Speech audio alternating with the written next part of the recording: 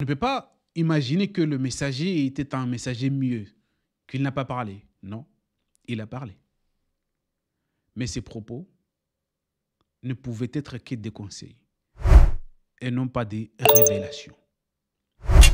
Dans cet ordre, on peut les accepter, que ce sont des conseils.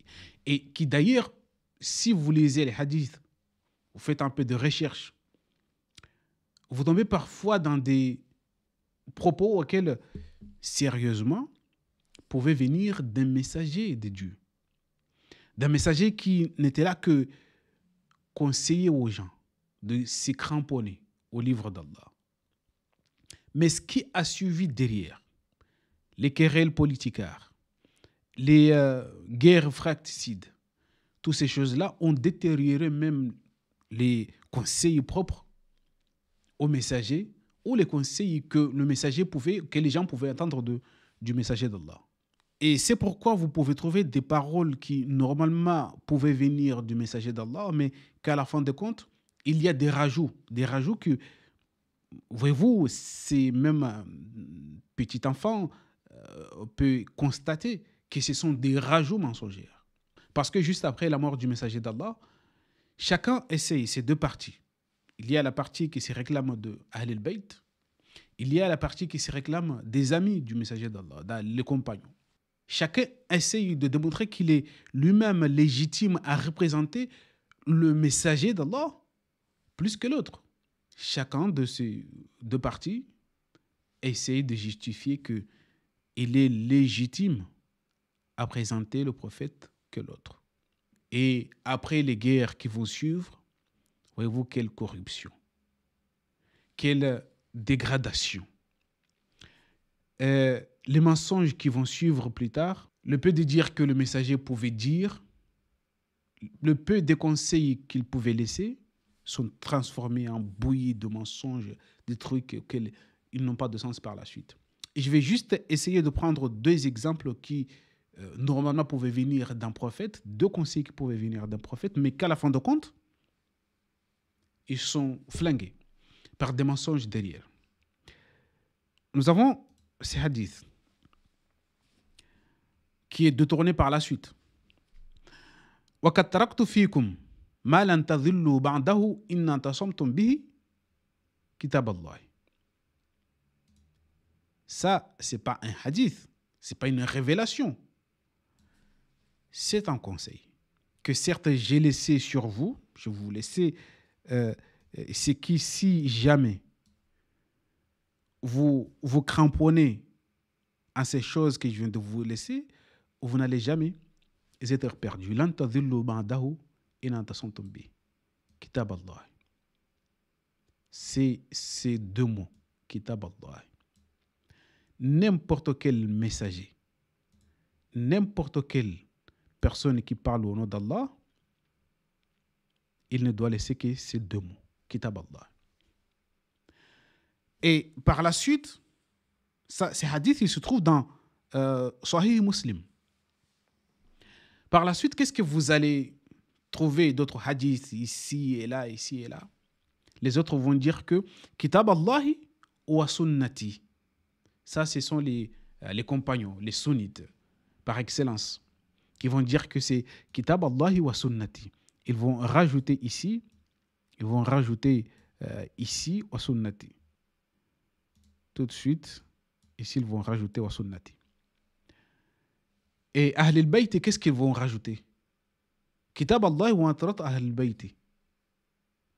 Voyez-vous que ce sont des discours politiques, que chacun essaye de détourner ces propos qui pouvaient être acceptés, qui pouvaient venir d'un prophète, qui conseille à ses disciples de ne plus suivre autre chose que le livre d'Allah, que le message auquel il a reçu et qu'il l'a transmis. Mais ce message va être modifié, détourné après. C'est juste pour des ambitions politiques, pour se donner une légitimité. Donc, les autres, c'est Kitab Allah wa Ahli Bayti par la suite, et les compagnons, c'est Kitab Allah wa Sunnati. Ça, c'est aberrant. Ça ne pouvait pas venir d'un messager, d'un prophète plutôt, qui parle au nom d'Allah, il ne peut pas prononcer ces mots, de dire que je vous ai laissé le livre d'Allah et mes propres paroles, ou tout ce qui a découlé de mes actes, ou tout ce que j'ai fait comme geste. Il ne peut pas, ces prophètes. Ces messagers ne peuvent pas faire ça. Mais aussi, il ne peut pas dire que je vous ai laissé le livre d'Allah, qui contient la guidance, mais aussi derrière ce que ma famille vont faire par la suite, ce que vont comprendre ma famille. La famille de Mohammed n'a rien à voir avec le message d'Allah. Et soit ils suivent le message, ils sont sauvés, soit ils le laissent, ils sont égarés. C'est comme ça que ça marche. Deuxième chose, nous trouvons aussi ces conseils qui pouvaient venir d'un messager, qui pouvaient venir d'un prophète. Alaykum bi kitabillahi, ahillu halalahu wa harrimu haramahu. Ça, n'importe quelle personne qui, bien sûr, entend ces propos, tels qu'ils sont présentés ici, qu'auprès de vous, il y a le livre d'Allah. Rendez halal, ce qui veut dire autoriser ce que le livre a autorisé, et interdisez ce que le livre a interdit. Normalement, dans Al-Qur'an al-Karim, tout est halal, sauf ce qui est interdit. Tout est autorisé, sauf ce qui est interdit. En matière de consommation, en matière de mariage, en matière de plusieurs choses, parce qu'il y a plusieurs catégories de choses qui sont interdites. Mais sans l'interdiction bien explicite, la chose est automatiquement halal, licite. Donc, ça ne pouvait venir que d'un messager qui a compris le message et qui est vraiment et qui se soucie des personnes qui sont autour de lui. Il ne pouvait que leur donner ces genres de conseils. Alaykum bi kitabillahi ahillu halalahu wa harrimu haramahu. Vous avez auprès de vous le livre d'Allah. Regardez ce qui est haram. Vous les rendez haram.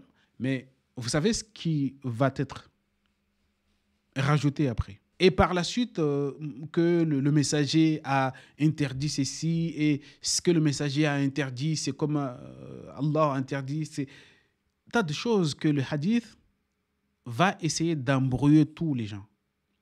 Alors que c'est ici, ça, ce que vous voyez ici, ça, c'est un hadith à part entière, sans un rajout ni soustraire quelque chose. Donc, mais à la fin, ils vont rajouter des choses jusqu'à ce que ces hadiths, ces propos, ces conseils du messager ou d'un prophète va devenir quelque chose de blâmable. Que si tu le dis de cette façon, c'est où la personne qui réagit, qui agit, qui applique ces conseils va être blâmée. Parce que les rajouts politiques font en sorte que ça, ce n'est pas valable. Et ça, ce n'est pas aussi conforme aux religions d'Allah subhanahu wa ta'ala. Assalamu alaikum.